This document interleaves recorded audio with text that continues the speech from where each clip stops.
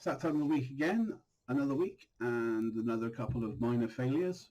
But let's start with my weigh-in, which I've totally forgotten last week. Oopsie. So my weigh-in this morning, that being Monday 29th of June, yes, 29th of June, was 22 stones and 11 pounds, which is brilliant and makes me totally happy.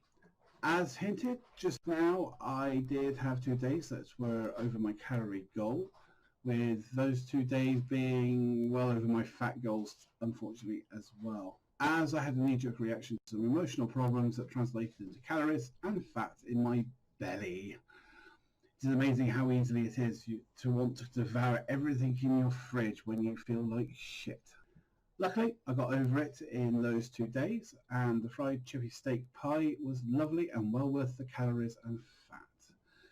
Exercise was shocking last week, though on the plus I managed to get out for an hour or two on Wednesday, which was also an amazing sunny and hot day. It was so gorgeous.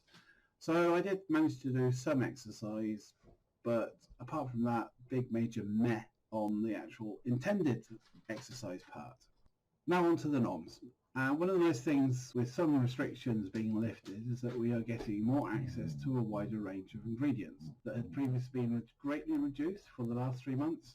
With this, I'm starting to be able to cook more from scratch home meals without relying on processed stuff. So, as with last week, more such home cooked meals will start appearing, though always fun to do, not always successful. Monday was a great day for my food. With our monthly shopping in, I could jump straight into making some fabby meals. Lunch as normal though, salad, a single pork pie, though it looks like more because I cut up in quarters, a bit of cheese and a pickled onion graced my plate, along with a couple of humongous strawberries.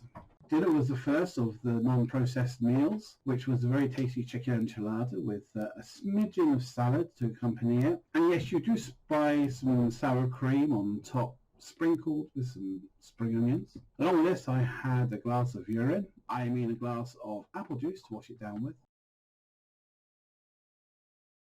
When I did the shopping, I forgot to order some salad, so my no low-carb lunches are going to go out the window for a couple of days.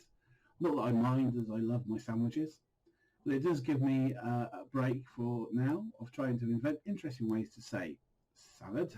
So lunch was a chicken and sriracha mayonnaise sandwich with some spring onions mixed into it, a pork pie and some cherries, which is one of my all-time favourite berries. More homemade food for dinner, where I tried knocking up a butter chicken curry, which, although not very authentic, was very, very nice. Served with some brown rice. So a cheese and a ham sandwich with some cucumber hidden in it, along with my portion of daily fruit, both cherries and strawberries this time. Wednesday was such a hot day, and as it was the day I went out, that by the time I got back I could not be bothered to cook. So that salad finally makes its appearance in the form of tea. It consisted of a slice of ham, a piece of quiche, an unimpressive sausage roll, some coleslaw, and the normal. And instead of that healthy looking urine sample I've been drinking, I got this one which looked like it came from a donator that was suffering from dehydration. For a treat, as I did not realise I was going to stuff my face this day, I picked one of the best manufactured puddings ever, a Milky Bar mousse thing. I need to admit, though, eating 3 pork pies that day.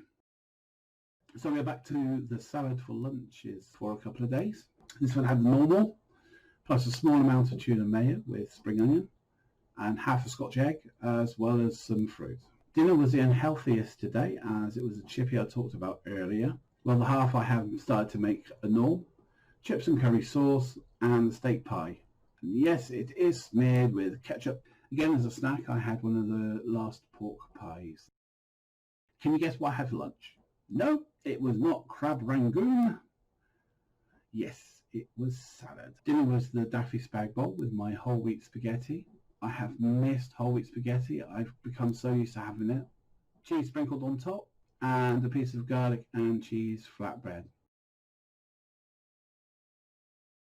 Saturday, almost every household in this country loves this lunch, as it is amazing.